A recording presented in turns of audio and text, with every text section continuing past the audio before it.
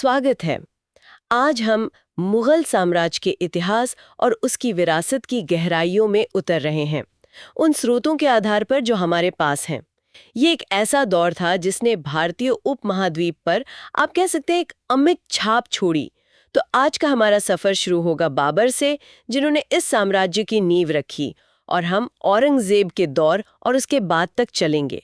हम सिर्फ राजाओं और लड़ाइयों की बात नहीं करेंगे, बल्कि ये समझने की कोशिश करेंगे कि उनका प्रशासन कैसा था, कौन सी इमारतें उन्होंने बनवाई जो आज भी खड़ी हैं, और कैसे उनकी नीतियों ने उस वक्त के समाज और संस्कृति को आकार दिया।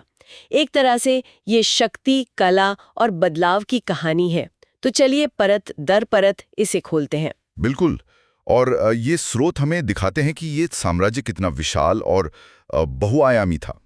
हम देखेंगे कि कैसे अलग-अलग शासकों ने अपनी सोच और फैसलों से इसे गढ़ा और उनकी विरासत आज भी किस तरह मौजूद है।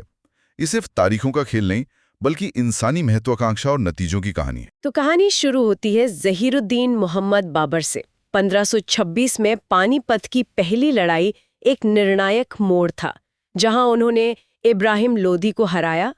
कमाल की बात है कि बाबर, जो मध्य एशिया मतलब उज़्बेकिस्तान से आए थे, अपने पिता की तरफ से तैमूर और माँ की तरफ से चंगेज खान के वंशज थे। जी हाँ। लेकिन उनका सफर आसान नहीं था। सिर्फ 12 साल की उम्र में फरगना के शासक बने, और फिर वो वहां से भी हाथ धोना पड़ा उन्हें। हाँ, और फिर 1504 में काबुल पर कब्जा करने के बाद ही उनकी नजर भारत पर पड़ी।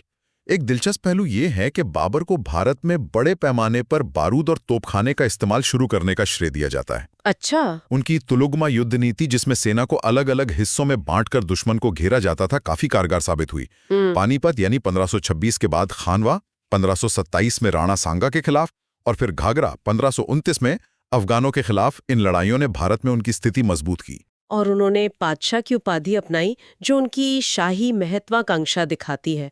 उनकी आत्मकथा तुज़ुक-ए-बाबरी, जो उन्होंने तुर्की भाषा में लिखी, उस जमाने की सोच और हालात पर काफी रोशनी डालती है ना? बिल्कुल। बाद में इसका फारसी अनुवाद बाबरनामा और अंग्रेजी अनुवाद भी हुआ। 1530 में आगरा में उनकी मृत्यु हुई, लेकिन उन्हें दफनाया काबुल में गया। हाँ, ये बात ध्यान रखने वाली है।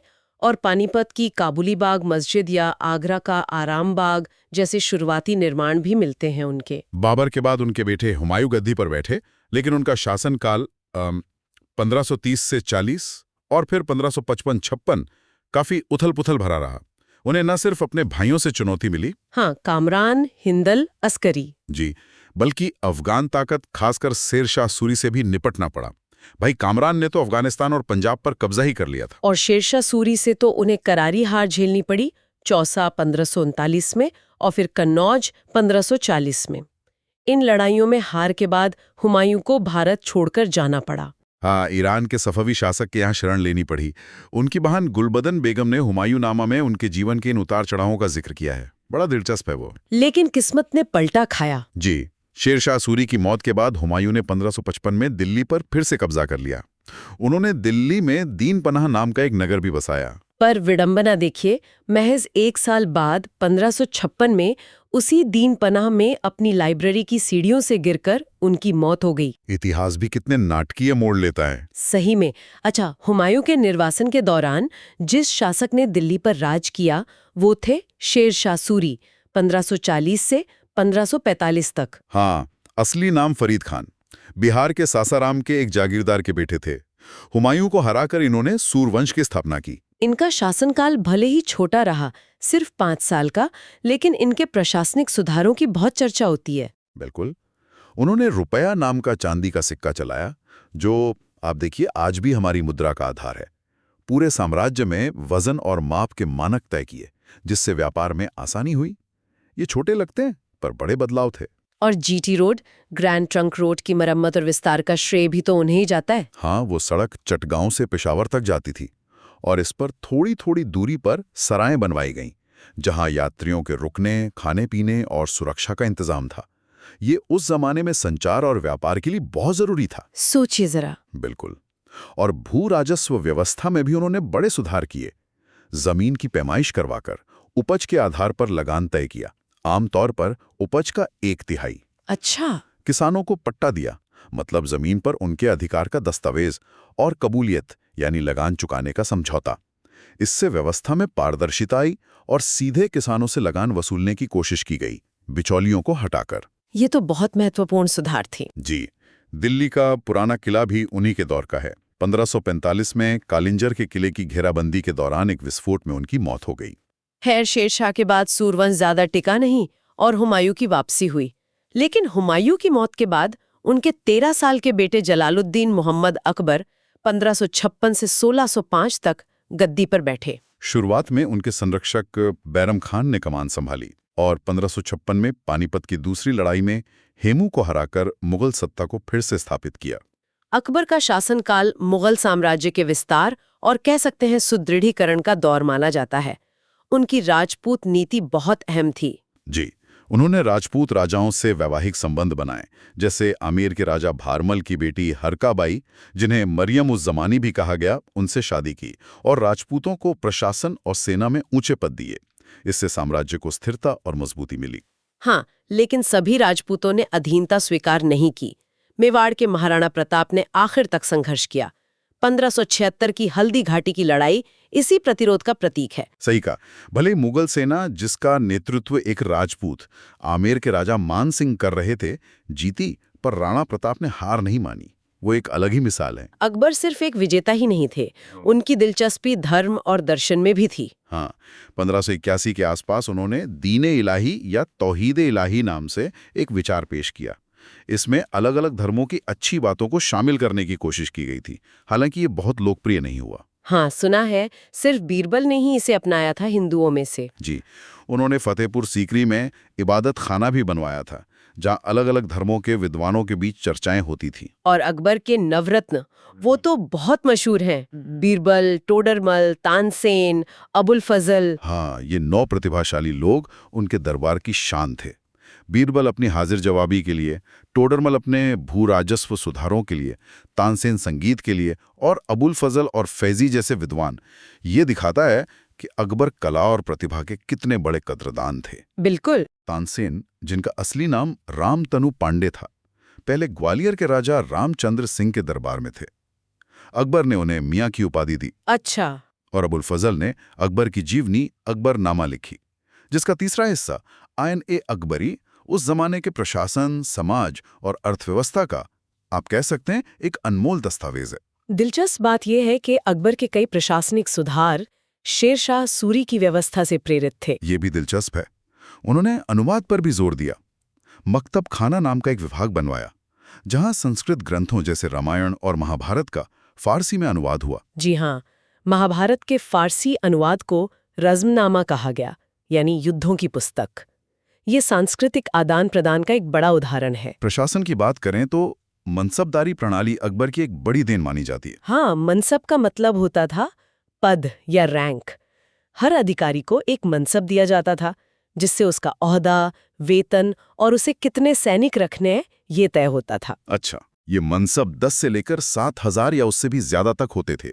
जात से व्यक्तिगत रैंक और वेतन तय होता था। इन मनसबदारों को अक्सर वेतन की जगह जागीर दी जाती थी, यानी एक इलाके से राजस्व वसूलने का अधिकार। राजा मानसिंह का मनसब 7,000 का था ना, सप्ताहजारी। जी बिल्कुल। और राजा टोडरमल की दहसाला या जब्ती प्रणाली, इसमें पिछले 10 सालों की औसत उपज के आधार पर लगान तय किया जाता था। हाँ, और जमीन को भी बांटा था उन्होंने उर्वरता के हिसाब से, पोलाज, परौती, चाचर, बंजर। सही। ये व्यवस्था काफी व्यवस्थित थी। अकबर ने गैर मुसलमानों पर लगने वाला जजिया कर भी हटा दिया था, जो एक बड़ा कदम था उस समय। वास्तुकला में भी अकबर का योगदान जबरदस्त है। 1570 के दशक में उन्होंने फतेहपुर सीकरी नाम की पूरी नई राजधानी बसाई, सूफी संत सलीम चिश्ती के सम्मान में। हाँ, और आगरा का किला, लाहौर का किला, इलाहाबाद का किला और फतेहपुर सीकरी का बुलंद दरवाजा, जो गुजरात विजय की याद में बना, ये सब अकबर के दौर की भव्यता दिखाते हैं। सीकरी में पंचमहल और सलीम चिश्ती का मकबरा भी है। जी, मकबरा, जिसे बाद में जहांगीर ने संगमरमर का बनवाया।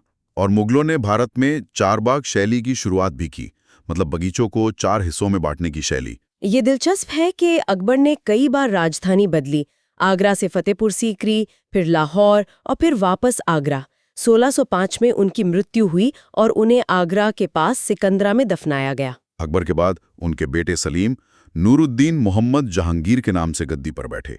1605 से 1627 तक। जहांगीर कला, खासकर चित्रकला के बड़े शौकीन माने जाते हैं। हाँ, और उन्होंने न्याय के लिए आगरा किले में एक जंजीर अदल लगवाई थी, न्याय की जंजीर, जिसे कोई भी बजाकर सीधे बादशाह तक अपनी फरियाद पहुंचा सकता था। कम से कम सिद्धांत रूप में तो यही था। जहांगीर के शासनकाल में नूरजहां का जिक्र जरूर आता है। मेहरुन्निसा, जो पहले शेर अफगान की विधवा थीं, उनसे जहांगीर ने 1611 में शादी की और उन्हें नूरजहां की उपाधि दी। हाँ, नूरजहां को आधिकारिक बादशाह बेगम बनाया गया और कहा जाता है कि उनका प्रशासन पर जबरदस्त प्रभाव था। यहाँ तक कि सिक्कों पर भी उनका नाम छपता था। वो एक शक्तिशाली महिला थी। जहांगीर ने एक और शादी मारवाड़ की राजकुमारी जगत गोसाई से भी की थी, जिनसे शाहजहां का जन्म हुआ। जी, प्रिंस खुर्रम। जहांगीर के समय में अंग्रेजों से संपर्क बढ़ा। कैप्टन विलियम हॉकिंस और सर थॉमस रो उनके दरबार में आए और अंग्रेजों को सूरत में फैक्ट्री लगाने की इजाजत मिली। यहीं से भारत में ब्रिटिश प्रभाव की एक तरह से शुरुआत होती है। हाँ, लेकिन जहांगीर के अपने बेटे खुर्रम यानी शाहजहां और सेनापति महाबत खान ने ही उनके खिलाफ विद्रोह कर दिया था। और उन्होंने सिखों के 5वें गुरु अर्जन देव को मृत्युदंड दिया, जिसका सिख मुगल संबंधों पर बहुत गहरा असर पड़ा। बिल्कुल। वास्तुकला में नूरजहां ने अपने पिता एतमाद दौला का मकबरा आगरा में बनवाया, जो पूरी तरह संगमरमर का है और उसमें पेत्रा ड्यूरा पत्थर में जड़ाऊ काम का बेहद खूबसूरत इस्तेमाल हुआ है। ये ताजमहल के लिए एक प्रेरणा माना जाता है। अच्छा, जहांगीर ने अपनी आत्मकथा तुज़ुक-ए जहांगीरी फारसी में लिखी। उन्हें लाहौर में दफनाया गया। और जहांगीर के बाद आए उनके बेटे शाहजहां 1628 से 1658 तक, जिनका नाम सुनते ही जाहिर है ताजमहल जहन में आता है। हाँ, उनका शासनकाल मुगल वास्तुकला का सुनहरा दौर माना जाता है। अपनी बेगम मुमताज महल की याद में बनवाया गया ताजमहल 1632 से 53 के बीच आज भी दुनिया के अजूबों में गिना जाता है। जी, और इसके मुख्य वास्तुकार उस्ताद अहमद लाहौरी थे। शाहजहां ने वास्तुकला पर बहुत खर्च किया।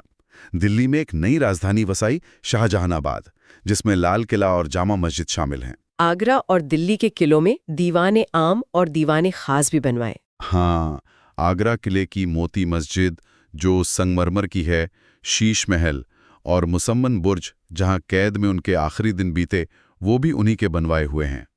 पियत्रा ड्यूरा का काम उनके समय में चरम पर पहुंच गया था। और वो मशहूर मयूर सिंहासन, तख्ते ताउस, कहा जाता है कि इसमें बेशकीमती हीरे जवाहरात जड़े थे, जिसमें कोहिनूर भी शामिल था। क्या शान रही होगी।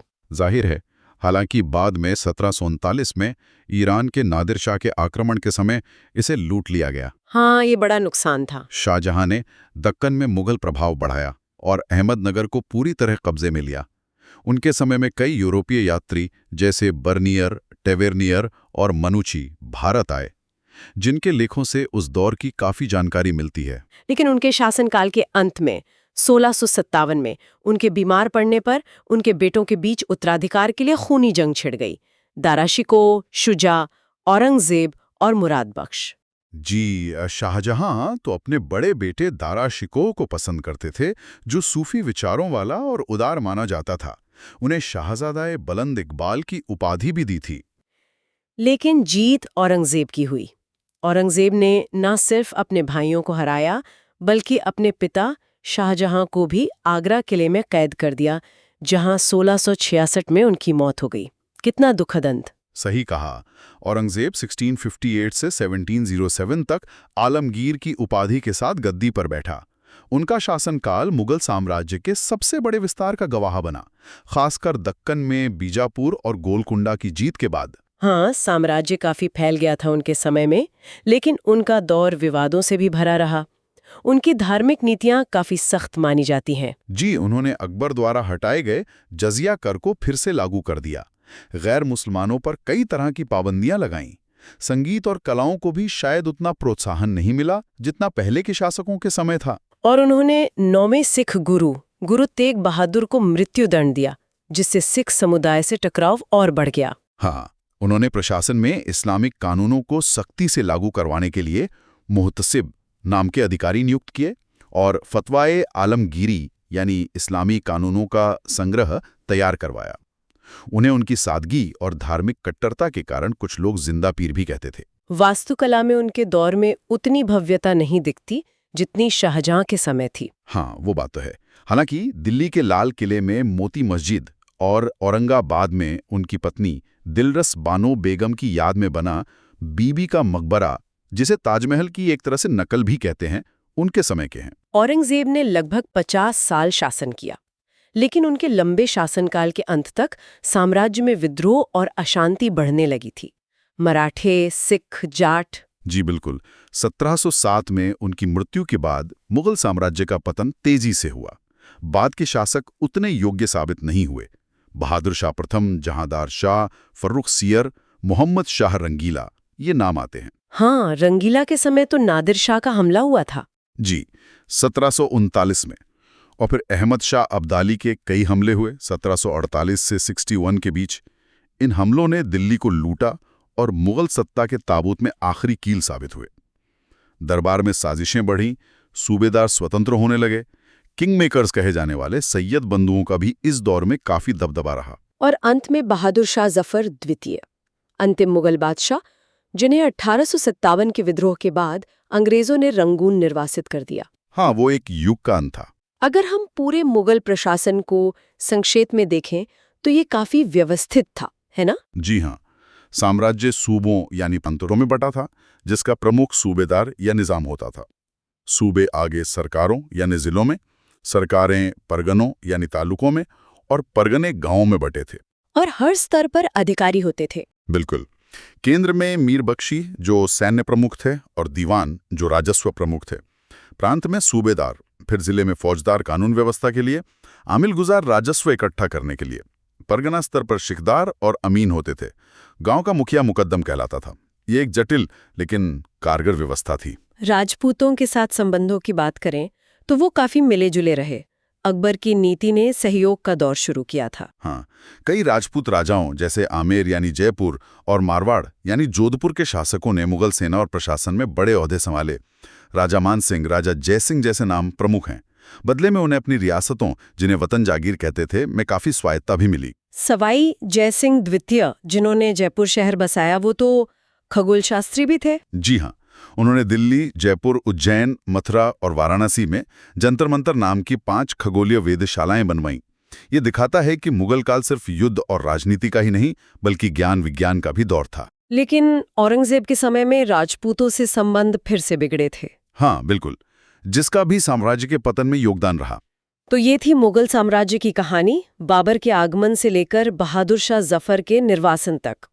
हमने देखा कि कैसे इस साम्राज्य ने न सिर्फ भारत का नक्शा बदला, बल्कि यहाँ के प्रशासन, कानून, कला, वास्तुकला और संस्कृति पर भी गहरी छाप छोड़ी, जिसके निशान आज भी मौजूद हैं। सही कहा। इन स्रोतों से गुजरते हुए ये साफ होता है कि इतिहास सिर्फ घटनाओं का लेखा-जोखा नहीं है, बल्कि ये शासकों की दूरदृष्टिता, उनकी कमजोरियों, संयोगों और समय के बहाव का मिला-जुला नतीजा है। एक सवाल जो शायद सोचने पर मजबूर करता है, इस विशाल साम्राज्य के बनने और फिर बिखरने की कहानी से आज के दौर में नेतृत्व और एक स्थायी विरासत बनाने के लिए क्या सबक लिए जा सकते हैं? ये वाकई सोचने वाली बात है। इसी विचार के साथ आज के लिए बस इतना ही। अगली बार फिर मिलेंगे किसी और विषय की गहराई में उतरने के लिए।